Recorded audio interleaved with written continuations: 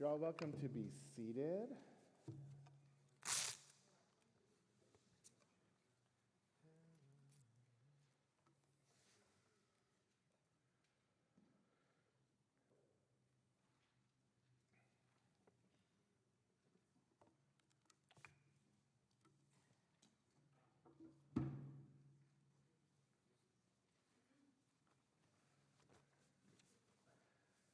Shabbat Shalom, everyone. Hi, y'all.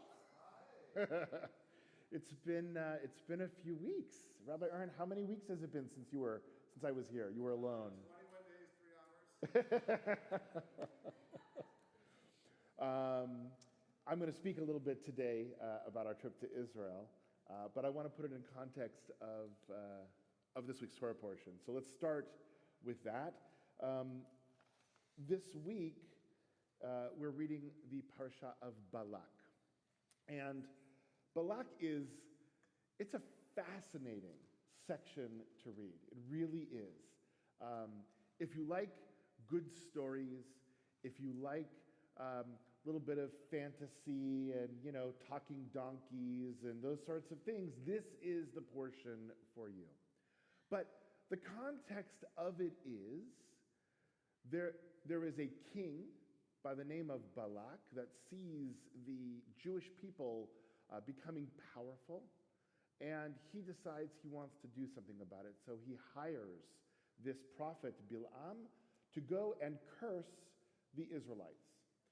And there's a whole series as you read through this parsha. It's actually, for the Torah, quite a long story, right? In a book that tries to keep everything short and to the point. This has a lot of verses dedicated to this story, but through this process, every time he tries to go and curse the Israelites, he can't. And God prevents him from doing so until finally, instead of a curse, he offers a blessing. It is the famous blessing that we now have incorporated into our liturgy. If you want to see it in the text, it's on page 904 in your Chumashim.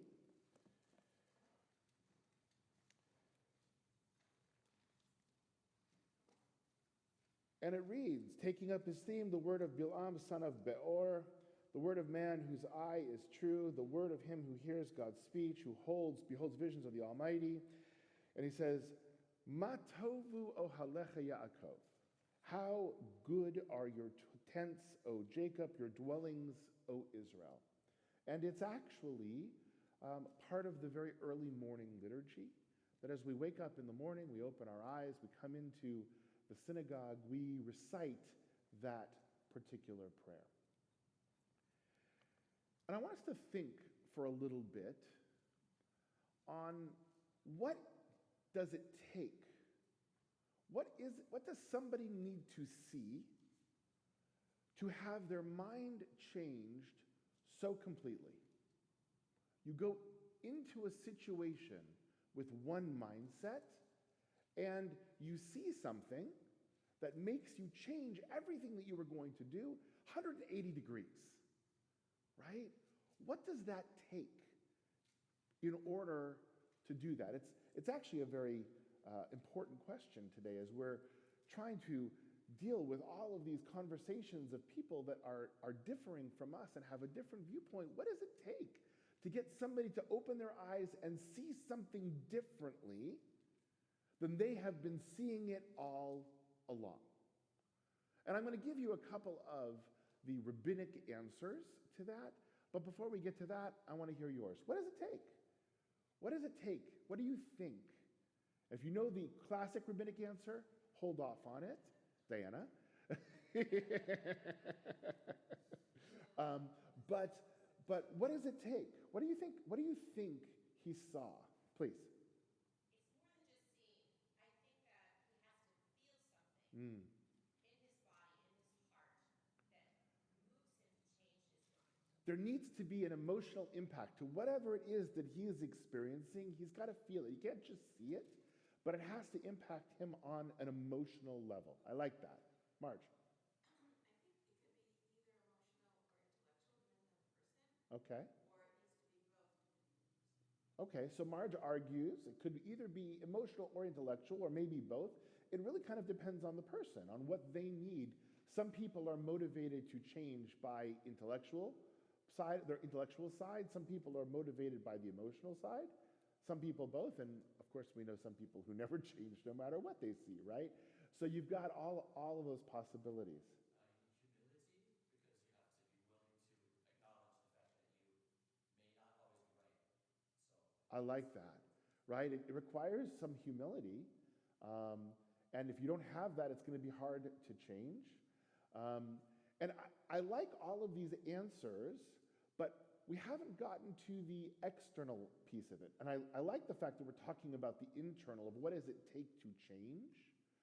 But what do you think he saw that made him say, wow, these people are pretty incredible. I can't offer this curse. I'm going to instead offer a blessing. Diana? Well, I think he saw a community. Mm. He saw people living together, intense. They had their the nuclear family, and then they sort of had their tribes. But he saw a people. Yes. And he leaned into that people. But this might be going far afield. He was also sort of.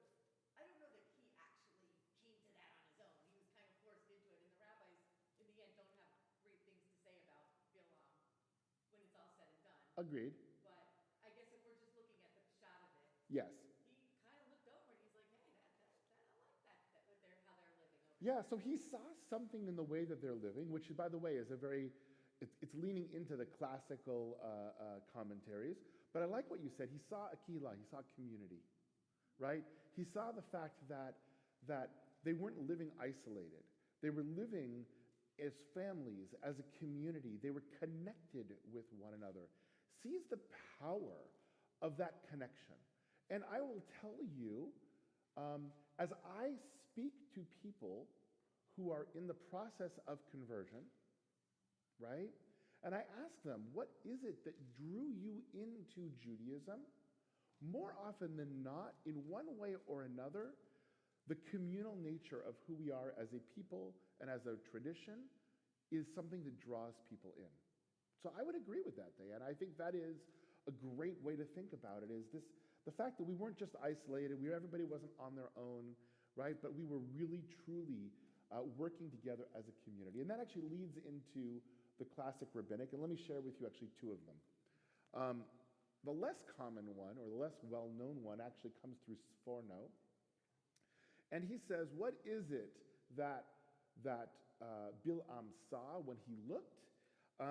He saw Batei Midrashot.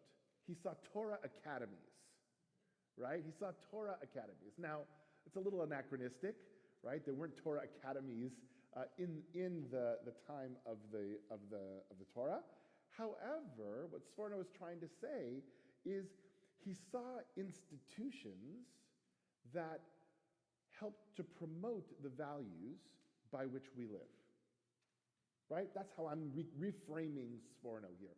I think Seromn actually said, oh, he saw Torah academies, but I struggled with that. But I can get behind Seromn to say, okay, he saw the fact that we just weren't a people that talked about these values. We weren't just a people that said these are important to us and just words, but he actually saw built into the way we were structured, the way we were creating our communities, the resources to help us live those values. I like that. I think that that's very powerful, right? Yep. I think also what's interesting too is Matavu Ohalecha Yaakov. Like he actually says your tents, plural, and then Yaakov is like the singular of the nation too. Which I just thought about. It's just the whole grammar is kind of cool. Yeah, the grammar is definitely a little strange. It's also poetic, so grammar tends to be poetic, strange when it's poetic. But, how good are your plural tense, Jacob? Now, Yaakov it's being used in the same way of Yisrael, right? Yisrael is a singular person, but it also refers to the entirety of the people. The more well-known response comes from the Midrash and is picked up by Rashi, by the Torah commentator Rashi. And he actually asks the question, or he responds by saying, why did he say, how good are your tents? Right? And anybody know what it is? Please. The tent openings were facing the back of the other tent, so everyone had their privacy. Exactly. It was a peaceful, well-ordered camp that gave people their space, but at the same time showed that they were one cohesive community. Exactly, right? So the tents were arranged in such a way so that nobody invaded anyone else's privacy. Nobody could see from their door into the tent of another person. Anybody who's been camping at a busy campsite, you know exactly how that is, right? You open up your door, you look out, and you're like face to face with somebody else who's coming out of their tent, right? So this was arranged in such a way where everybody respected the privacy of everyone else. So I want to think about that a little bit because I had an experience when I was in Israel that was, I think, similar to this, right? I went there expecting one thing, and what I saw made me really change my whole outlook on what it is that I feel like is going on right now in the land of Israel. So, as many of you know, Debbie and I and Michael were in Israel, and we traveled north, south, we traveled in the middle. We had been there, Debbie and I had been there the last time in November, right? You all know we went about a month after the October 7th massacre, a little bit more than that, as part of a San Diego delegation to start to figure out how to help Shar HaNegev, which is our sister region. But this was different. This was a family trip, and we were there to honor Debbie's grandparents, and we wound up going to Givat HaTachmoshet, to Ammunition Hill. And we dedicated a plaque in honor of Debbie's grandfather, and we were in Shar HaNegev, and we painted a bomb shelter near the music conservatory in honor of Debbie's grandmother. So we were there to do that, but at the same time, we went and visited those places that we felt were important to visit. And so and Michael had not been there with us. So we went down when we were in Shar HaNegev. We went to Nir Oz, one of the most hard-hit kibbutzim. 80% of the buildings were destroyed or had damage, and 1 in 4 residents were either killed or captured on Nir Oz. Just think about that for a moment, right? Look around this room, 1 in 4, and just feel what that feels like for a moment. And we had a tour, we walked around there, and we had a tour there and spoke about that. We also went to the site of Nova, which we had not done before. And it was this very strange dichotomy between the silence of a memorial, because that's really what it was. And there were a lot of people that were there, actually a lot of soldiers who were coming through at that time when we were there as well to visit the memorial. And then about a half a mile away from us was an artillery battery that was firing into Gaza. And it was close enough that you not only heard the boom, but you could feel the shockwave of the artillery that was going. And that dichotomy between the silence of Nova and the fact that there's a war going on, that was very powerful. And it was what we expected, right? It's what we saw when we were there in November. And we had expected to see that. We also went up north. The north was a little bit different. We didn't go far enough north that we were in the area that was evacuated. As much as we would have loved to have gone to Kiryat Shmona, which is where the JNF Culinary Institute is being built, there's nobody that is there now, and those areas are all evacuated. But we went up to Akko, and it was, for the most part, a normal day, although I think there was less people there than we would normally have seen. But what was interesting about it, and some of you may have heard, is that the Israeli military was scrambling the GPS as a way to counter the potential drones coming in from Lebanon, right? So what it meant was Waze, Google, none of that was working, right? Once you got up north of Haifa, and as a matter of fact, when we were in Akko, I wanted to see what it would say, and we actually looked. I looked where ourselves up on Google Maps, and I have a picture of it in my phone. I can't show you with Shabbos, but I have a picture of it in my phone. Debbie and I and Michael were in Beirut, right? Because they had scrambled it so that we were in the Beirut airport. That's where we were, according to GPS. That's what I was expecting, right? I was expecting to see, because I know, and I talk to people that are there, I was expecting to see people that are still coping with the challenges of an ongoing war that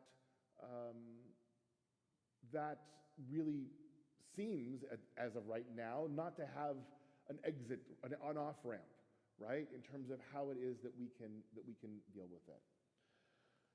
But the other side of what it is that we saw was what surprised me. We were in Jerusalem for the first Shabbat. We were in Tel Aviv for the last part of our trip, the majority of the end. The beaches were packed. The restaurants were full. Debbie and I actually went to a rock concert in a belly-up type of venue. For those couple of Israelis that are here that are in our generation or older, it was Jeremy Kaplan, and it was awesome. It was and it was packed, right? And you look around, and it's as if it was business as usual. And I wasn't expecting that. I wasn't expecting that. And that was that moment when I looked and I said, like, at first, I'm like, how can they act as if nothing else is going on? And by the way, that's not, there are certainly areas and places in Tel Aviv where you still feel it, right? Kikara Hatufim, the square, where people come together to rally for and remember and speak for the hostages, it's still there, right? We went to that. We spoke to family members of the hostages. So that is certainly there, but the day-to-day life, right, barring, and we were already gone by then, this drone strike that just happened in Tel Aviv,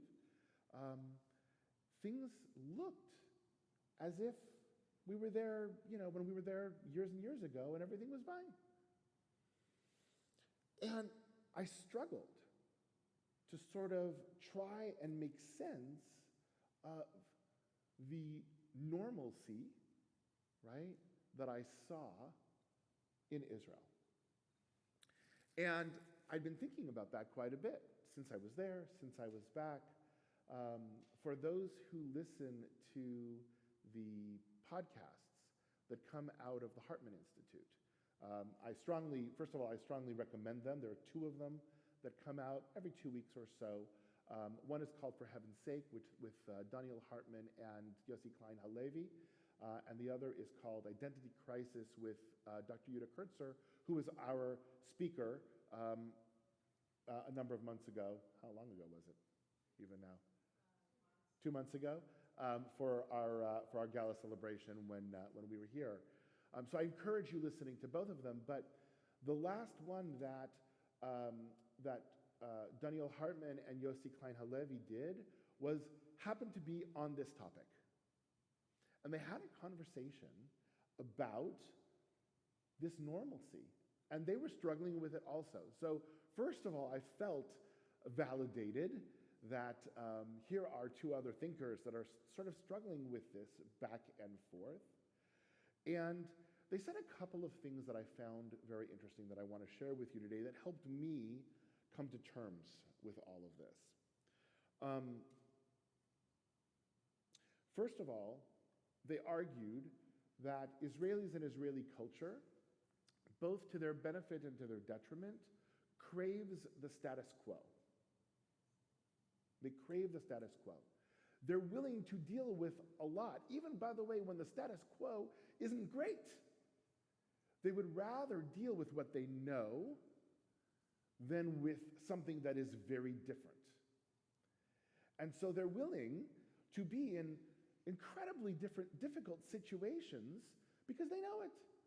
I mean, we all know Shar HaNegev so well. We've been connected to them for 20 years, and for 20 years, they've had mortars and rockets and red alerts and things like that, and we go to them and we say, how can you live with this? Because we go just for a week and we're like, this is crazy. And their response is, it's where we live, right? It's where we live. And to some degree, I think that is reflective of what Daniel Hartman was saying of Israelis just, they like the status quo. And when that changes, they'll push against it, but even when that status quo is not so great, they go according to that. But what's most interesting to me is they were having a conversation, and I think it was, I can't even remember now who it was off the top of my head. I think it was Yossi Klein Halevi's daughter, but it was somebody in his immediate family who they just had a wedding. They just had a wedding. And there were a couple of interesting things that they talked about this wedding. Number one, on the one side, they didn't send out invitations until 2 weeks prior. Now you think about that here in the United States, and that's just astounding. Like, what do you mean you send out 2 weeks prior, right?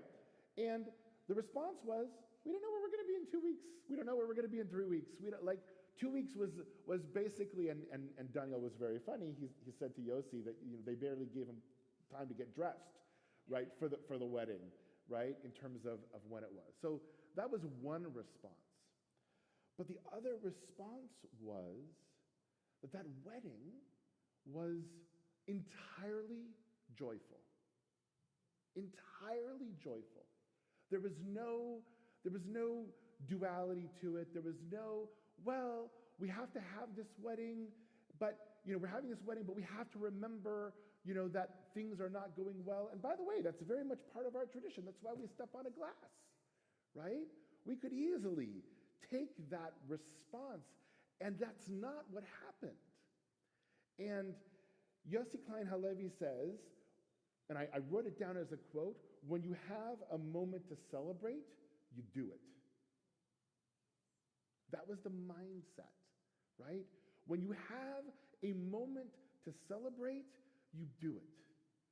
And I heard that, and that sort of echoed through my head as I started to say, well, when you have a moment to take a break from your apartment and go out to the beach, and they're playing this really weird new game. I don't know if you've seen it. Like, it used to be matkot, right? That was the thing. Now they're using, I don't even know, it has a funny name. I don't even remember what it was, but it's using a volleyball net, but it's soccer. So they're hitting a soccer ball only with their feet to each other and over the volleyball net, right? There are hundreds of different games going on the beach of this. Like, this is their new game. And every single volleyball court was full, and people were playing it, right? And I just kept thinking this in my head. When you have a moment to go out and play whatever they call this game, you do it. When you have a chance to go out and have a bite to eat and leave your apartment, you do it. It doesn't mean that you are ignorant of the reality of the world around you, but you take that moment, you capture that moment for what it is, you celebrate, you say thank you, and then you move on to the next moment. And to some degree, I get it, especially when you're dealing with a war that's now gone on 9 months, and again, there's no real end in sight yet. We're hoping, every day we hope, right? How do you manage that, right? And is it a way to hide behind, hide from what's going on? I'll let Marge deal with that from a psychological perspective, right? after this.